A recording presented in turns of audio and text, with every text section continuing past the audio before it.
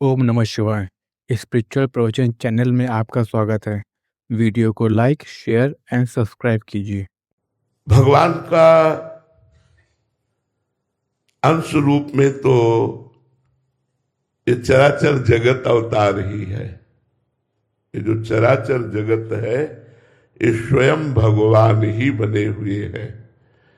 किंचन मात्र भी इसमें संशय नहीं है। जितना जगत है ये जगत नहीं है, ये स्वयं श्री भगवान है। पर श्री भगवान है ऐसा क्यों अनुभव नहीं हो रहा? क्योंकि चित्त में विषय का प्रवेश हो चुका है। चित्त विषयों का चिंतन करने लगा है। चित्त भगवत चिंतन रहित हो गया है। इसलिए हमको नानात्व का दर्शन होता है। तो सनक, सनंदन, सनातन, सनत कुमार ये भी भगवान के अवतार विशेष में ही आते हैं। ये प्रथम सर्ग में प्रकट हुए हैं और उन्होंने जो प्रश्न किया वो हम सबके लिए किया, क्योंकि वो तो ब्रह्मबोध संपन्न महापुरुष हैं। उनको किंचन मात्र किसी भी प्रश्न उत्तर की जरूरत नहीं है, पर वो बड़े रसिक महापुरुष हैं। हर समय वो हरीश शरणम ऐसा जपते रहते हैं और 5 वर्ष की अवस्था दिगंबर वेश, कोई वस्त्र धारण नहीं करते, आत्मलाभ से परिपूर्ण है। और इतने रसिक हैं कि वो कभी भी भगवत चर्चा कथन श्रवण के बिना नहीं रहते। एक प्रवक्ता बन जाएंगे तो 3 श्रोता बन जाएंगे और भगवान की परम पावन रहस्यमयी चर्चा, सिद्धांत की चर्चा जगत मंगल के लिए किया करते हैं। एक बार भगवान ब्रह्मा की सभा में सनक, सनंदन, सनातन, सनत कुमार जी पधारे और ब्रह्मा जी से बड़ा सूक्ष्म प्रश्न किया। कहा, गुणे स्वाविशते चेतो गुणाश्चेतसि च प्रभो कथमन्योन्य संत्यागो मुमुक्षो रतितीर्षो। हे करुणा में जगत गुरु पिता स्वरूप ब्रह्मा जी, बड़ा सुंदर प्रश्न है, पर ये उत्तम जिज्ञासु के लिए है, उत्तम अध्यात्मवान के लिए है। चित्त गुणों में अर्थात विषयों में ही घुसा रहता है। गुणे स्वाविशते चेतो, निरंतर ये चिंतन विषयों का ही करता है। छोड़ दो, देखो अभी छोड़ करके देखो, जैसे पानी को कहीं भी छोड़ दिया जाए वो नीचे की तरफ ही जाता है, ऐसे चित्त को यदि छोड़ दिया जाए तो वो विषय चिंतन ही करता है। तो शनकादि ने प्रश्न किया, गुणेश्वा विशते चेतो, ये चित्त सदैव गुणों का ही चिंतन करता है। सत्वगुण, रजोगुण, तमोगुण रचित जो ये माया है, ये जो भोग है, जो विषय है, जो नानात्व है, इसी का चिंतन करता है। चित्त की एक एक वृत्ति में विषय प्रविष्ट हो गए हैं। चित्त और गुण, चित्त और विषय ये एक हो गया है। विषय बोलो तो चित्त, चित्त बोलो तो विषय। इतनी तो तन्मयता चित्त ने विषयों में कर ली। ऐसी स्थिति में जब तक चित्त निर्विषय नहीं होता तब तक भगवत प्राप्ति नहीं होती। एक एक वृत्ति भगवदाकार हो जाए, ब्रह्माकार हो जाए, तब भगवत साक्षात्कार होता है। तो हे पिताश्री, चित्त विषयों में और विषय चित्त में प्रविष्ट से जान पड़ते हैं। यद्यपि स्वरूप से चित्त निर्विकार वासुदेव स्वरूप है।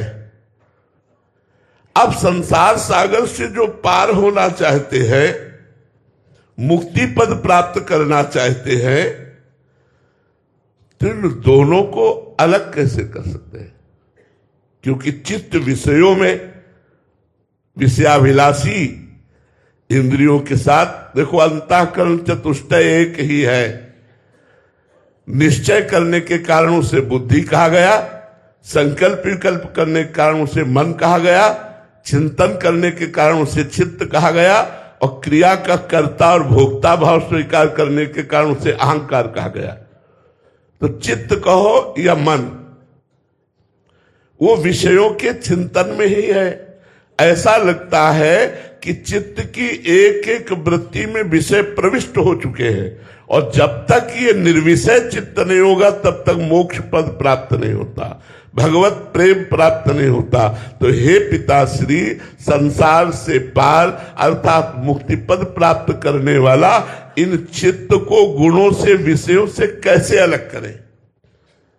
ये प्रश्न सनकादि ने भगवान ब्रह्मा जी से किया। एवं पृष्ठो महादेवः स्वयंभूर्भूत भावनः ध्यायमानः प्रश्न बीजम नाभ्यपद्यत कर्मधीः। भगवान ब्रह्मा जी से जब ऐसा प्रश्न किया, यद्यपि ब्रह्मा जी समस्त देवताओं के शिरोमणि हैं, स्वयंभू हैं, स्वयं प्रकट हुए हैं, सारे जगत के जन्मदाता है, फिर भी इस प्रश्न की धरा पर ही नहीं पहुंच पाए कि सनकादि का प्रश्न का स्वरूप क्या है। क्यों नहीं पहुंच पाए? क्योंकि भगवान का अवतार होना है। जब स्वयं भगवान ने ज्ञान कराया ब्रह्मा जी को, तो अधूरा थोड़ी कराएंगे। ब्रह्मा जी को पूर्ण ज्ञान है, पर इस समय उनको प्रश्न की धरा ही समझ में नहीं आई, क्योंकि भगवान का अवतार होना है। ब्रह्मा जी ने बहुत विचार किया, पर रजोगुण छा जाने के कारण, ब्रह्मा जी का प्रधान जो गुण है वो रजोगुण है, तो रजोगुण छा जाने के कारण त्रिगुणातीत वृत्ति से किया हुआ प्रश्न समझ में नहीं आया। सनकादि त्रिगुणातीत है, स्वरूप से ब्रह्मा जी भी त्रिगुणातीत है, पर ब्रह्मा जी ने रजोगुण को स्वीकार किया, देवादिदेव महादेव जी ने तमोगुण को स्वीकार किया, और भगवान श्री हरि ने सत्वगुण को स्वीकार किया। यद्यपि ये तीनों त्रिगुणातीत है। अब ब्रह्मा जी जब उत्तर नहीं दे पाए, क्योंकि प्रश्न की धरा ही समझ में नहीं आई, तो भगवान का चिंतन किया कि हे प्रभु, आप कृपा करके सनकादि के प्रश्न का उत्तर दीजिए। सा माम चिंतयत देवः प्रश्नोपारति तीर्षया तस्याहं हंस रूपेण सकाशमगमं तदा।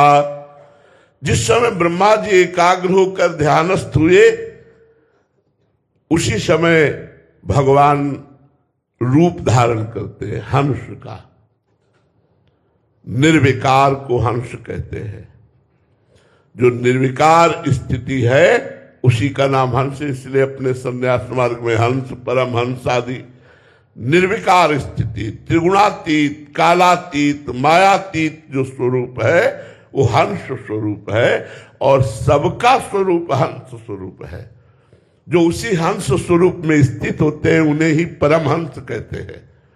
भगवान ने निर्मल परम प्रकाश में, दिव्य ज्ञान में हंस स्वरूप धारण किया। हंस स्वरूप का तात्पर्य हम किसी पक्षी हंस से नहीं लेते। जैसे महाराज जी दर्शन करा रहे हैं, वो छवि विराजमान है। भगवान ने हंस स्वरूप मतलब निर्विकार, त्रिगुणातीत, कालातीत रूप धारण किया, और आकाश मार्ग से भगवान प्रकट हुए। ब्रह्मा जी जो ही देखा कि मेरे ध्यान के विषय भगवान हंस स्वरूप में पधारे, तो अर्घपाद्याद अर्पित करके भगवान की पूजा की, 4 परिक्रमा की, भगवान की चरण वंदना की।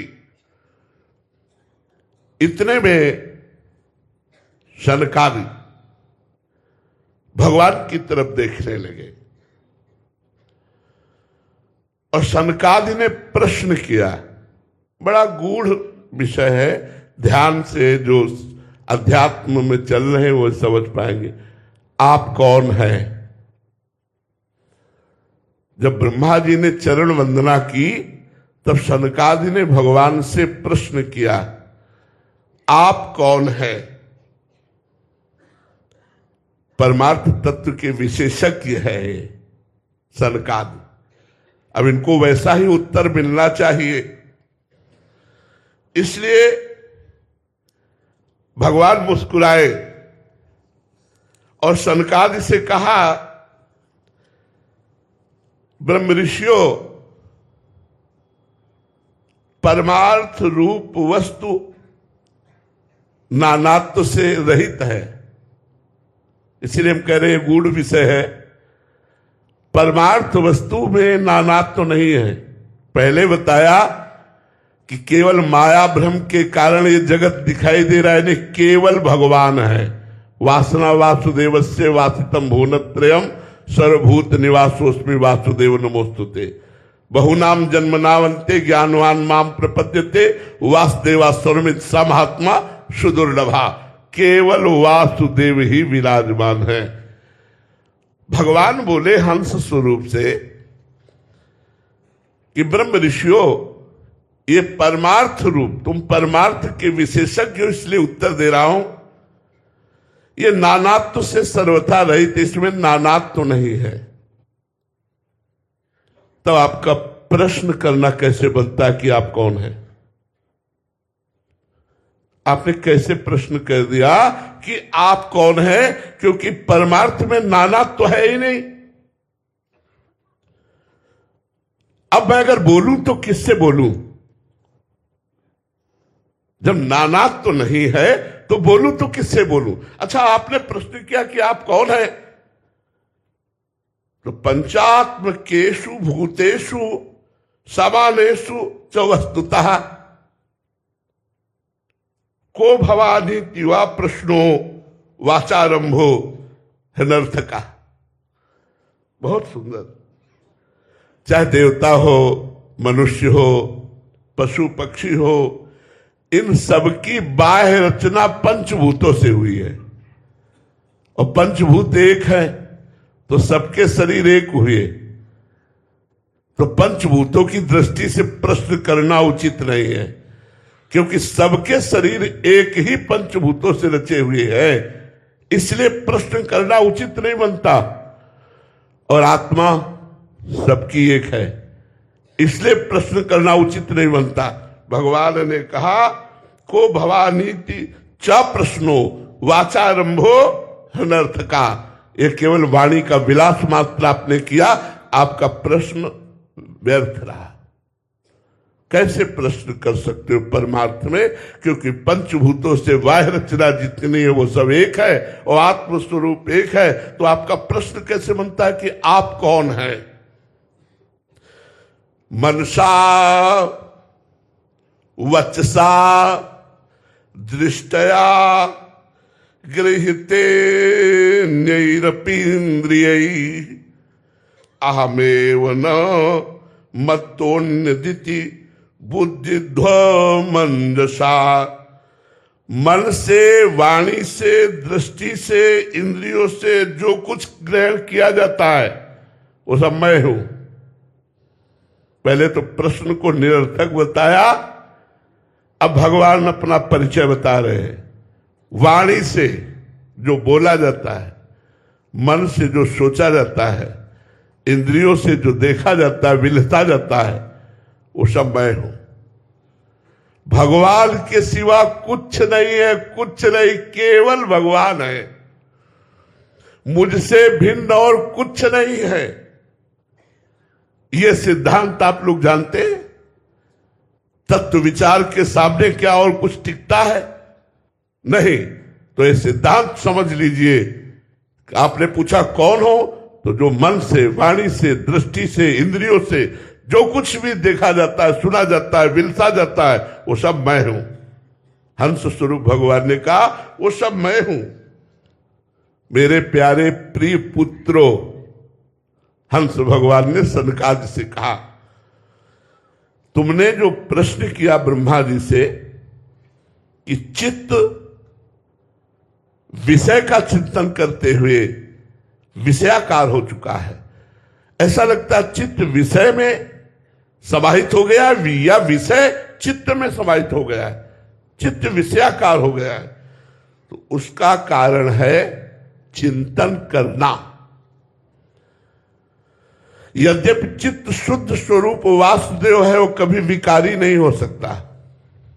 जैसे मन शुद्ध भगवान का स्वरूप है, इंद्रियाणाम मनस्यास्मि, पर वो विकार का चिंतन करने के कारण विकारी लगता है।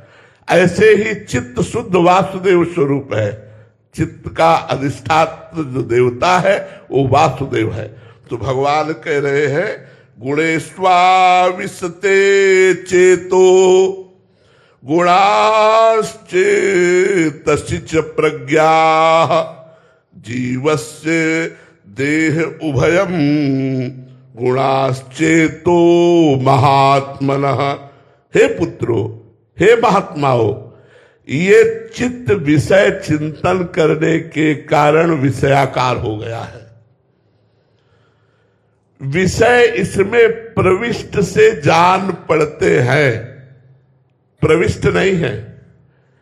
चित्त में विषय प्रविष्ट नहीं है, प्रविष्ट से जान पड़ते हैं, ये बात सत्य है।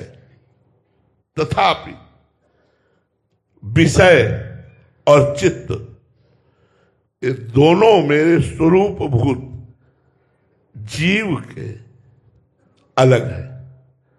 देह है, ना कि स्वरूप है। ना चित्त हमारा स्वरूप है और न विषय हमारा स्वरूप है। हमारा स्वरूप इन दोनों से अलग है। हमने चित्त में ममता कर ली, इसलिए हम प्राय एकांतिक में कहते हैं कि आपसे कुछ बन सके या ना बन सके, आप राधा राधा जपो। संसार का चिंतन छोड़ना ही मनुष्य जीवन की समस्त साधनाओं का लक्ष्य है। योग से चलो तो चित्त वृत्ति का निरोध करके परमात्मा में लगाओ। कर्म योग से चलो तो निष्काम भाव से कर्म तत्सुख भावना से करते हुए निरंतर भगवत चिंतन करो। भक्ति योग से चलो तो समस्त कर्म भगवान को समर्पित करते हुए भगवान का चिंतन। चित्त को विषय चिंतन से बचाना है। अगर विषय चिंतन होता रहा तो ना तो मोक्ष होगा ना प्रेम होगा। और विषय तभी आक्रमण करते हैं, पहले चिंतन होता है। ध्यायतो विषयान पुंसां संगास्ते सुपजायते संगात संजायते कामा कामात क्रोधो भी जायते क्रोधात भवति सम्मोहा सम्मोहा स्मृति विभ्रमा स्मृति भ्रंशात बुद्धिनाशो बुद्धिनाशात प्रणश्यति। ध्यायतो विषयान पुंसां, जब हम विषयों का ध्यान करते हैं, विषयों का चिंतन करते हैं, तब संगास्ते सुपजायते, उनके संग करने की आसक्ति होती है हमारे हृदय में। और जब विषय का संग करते हैं तो हमारे अंदर काम का भ्रम पैदा हो जाता है कि इसमें सुख है। अगर पूर्ति हुई तो लोभ प्रकट हो जाता है, अपूर्ति हुई तो क्रोध प्रकट हो जाता है। लोभ और क्रोध दोनों स्मृति में मूढ़ता ला देते हैं। स्मृति में मूढ़ता आते ही बुद्धि का नाश हो जाता है। बुद्धि का नाश ही साधक का नाश माना जाता है। इसलिए बार बार विषयों का चिंतन करना, विषयों का सेवन करना, यही जीव के बंधन का कारण है। अब ये सब कहां समझ पाएंगे, क्योंकि भगवत आराधना भी होती है तो हे बिहारी जी हमारी ये कामना पूरी कर दो, बिहारी जी हमको ये दे दो, ये दे दो। विषय ही तो मांगा जा रहा है, और शुद्ध परमार्थ का स्वरूप क्या है? विषय चिंतन ही ना होने पावे। विषय का संयोग और विषय चिंतन, इन दोनों ने मिलकर के मुझ परमात्मा अंश को ऐसा फंसा दिया कि चिंता, शोक, भय, दुख, जन्म, मरण बार बार हमें भोगना पड़ रहा है। इसलिए दोनों का त्याग करो। भगवान कह रहे गुणास चित्त प्रभवा मद्रूपम उभयम त्यजेत। उभय माने दोनों। विषय चिंतन ना होने पावे और विषयों का संयोग ना होने पावे इंद्रियों से, तो मेरी प्राप्ति हो जाएगी। अब सबसे कठिन बात है विषय चिंतन छोड़ना, सबसे कठिन बात है। इसीलिए हम साधना पर अन्य जोर न दे करके नाम जप पर जोर देते हैं, क्योंकि यह कलिकाल मलायतन मन कर देख विचार, श्री रघुनाथ नाम बिन नाहि न आन आधार। ये कलयुग की ऐसी मलिनता है कि हमारा चित्त चोर प्रभु के रूप में आसक्त हो जाए या स्वरूप में आसक्त हो जाए, बड़ा कठिन है। इसलिए नाम जप करो। नाम जप करने से चित्त को विषय चिंतन करने का अवसर न मिले। अगर विषय चिंतन हो रहा है और साथ में नाम जप हो रहा है तो आपका विषय चिंतन बिगाड़ नहीं सकता, क्योंकि नाम जप विषय चिंतन को डिलीट कर देगा, नष्ट कर देगा। नाम जब चल रहा है और विषय चिंतन चल रहा है तो कुछ नहीं बिगाड़ पाएगा विषय चिंतन। और नाम जब नहीं चल रहा, केवल विषय चिंतन चल रहा है, तो वो विषय में के भोग में लगाकर आपका नाश कर देगा। इसलिए पुत्रों, जागृत, स्वप्न और सुषुप्ति, ये तीनों अवस्थाएं सतोगुण, रजोगुण, तमोगुण के अनुसार होती रहती है। ये बुद्धि की वृत्तियां हैं, ये सच्चिदानंद आत्मा का स्वभाव नहीं। इसलिए न मेरा जागृत है, न स्वप्न है, न सुषुप्ति है। मैं इन तीनों से परे हूं। अब ये बड़ा कठिन विषय है। स्थूल सूक्ष्म कारण तीनों शरीरों के राग का त्याग करना बहुत कठिन बात है। इसलिए कलिकाल में शुद्ध साधना और शुद्ध साधक बहुत कठिन है मिलना, क्योंकि हम लोग जो भी करते हैं, मान सम्मान, नाम कीर्ति, रुपया पैसा, ये सब बाह्य के लिए करते हैं। और यहां जो चर्चा हंस भगवान ने की, वो शुद्ध स्वरूप प्राप्ति की। सतोगुण, रजोगुण, तमोगुण के द्वारा रचित तीनों लोग, सतोगुण, रजोगुण, तमोगुण के द्वारा तीनों अवस्थाएं, जागृत, स्वप्न, सुषुप्ति और स्थूल सूक्ष्म कारण, इन तीनों का त्याग किए बिना कोई परमात्मा स्वरूप में स्थित नहीं हो सकता। और कितना कठिन है तीनों का राग। अरे पहले स्थूल का राग छूट जाए। हम लोग पूरे शरीर को ही अपना स्वरूप मानते हैं, भूल गए हम अपने स्वरूप को। तो अपने स्वरूप सच्चिदानंद स्वरूप को जानने के लिए हंस भगवान ने उपदेश किया कि चित्त ना विषय चिंतन करने पावे और न विषय संयोग सुख लेने पावे। अब ये कितना कठिन है आप देख लीजिए। चित्त ना विषय चिंतन करने पावे, न विषय संयोग करने पावे। इसलिए हम भगवान की इस परम पावन चर्चा को प्रणाम करते हैं और सबसे निवेदन करते हैं कि भगवान का नाम जप करो, इसी से सब ठीक हो जाएगा। कलयुग केवल नाम आधारा, सुमिर सुमिर नर उतरे पारा। ये जो सूक्ष्म विषय भगवान वर्णन कर रहे हैं, ये भी समझ में आ जाएगा यदि नाम जप करोगे।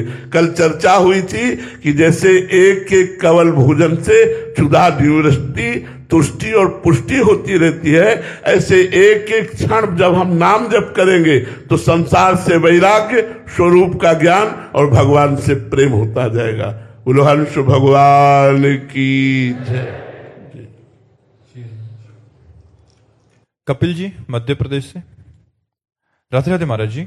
महाराज जी, बुद्धि में ज्ञान है कि भोगों में सुख नहीं है, फिर भी मन में भोगने की लालसा बनी रहती है। हाँ, भजन की कमी, अज्ञान के कारण। ये जो बुद्धि में ज्ञान है, ये स्वाप्निक ज्ञान है, ये सत्य ज्ञान नहीं है। क्योंकि सत्य ज्ञान का जब प्रादुर्भाव होगा तो श्रद्धावान लभते ज्ञानम तत्परा संहितेन्द्रिया, तत्परा संहितेन्द्रिया। जिस समय ज्ञान प्राप्त होगा, सही ज्ञान तो तत्परा उसके परायण होकर वो अपनी इंद्रियों पर विजय प्राप्त करेगा। तत्परा संयत इंद्रिया, और जब इंद्रियों पर विजय प्राप्त करेगा तब जो ज्ञान होगा उसे, तब वो आत्मस्वरूप को प्राप्त होता है। इसीलिए लिखा श्रद्धावान लभते ज्ञानम तत्परा संयतेन्द्रिया, और ज्ञानम लब्ध्वा परम शांति मच्चिरेणादि गच्छति। 2 बार ज्ञान शब्द का प्रयोग हुआ, पहला शास्त्रीय सत्संग के द्वारा प्राप्त ज्ञान, और दूसरा जब इंद्रियों पर हम विजय प्राप्त कर लेते हैं, इंद्रियों को निर्विषय कर लेते हैं, तो शुद्ध ब्रह्मबोध ज्ञान प्रकट होता है, जिससे जीव मोक्ष पदवी को प्राप्त होता है। इसलिए नाम जप करो। नाम जप करने से अध्यात्म बल बढ़ेगा और हम अपनी जानकारी का प्रयोग कर पाएंगे।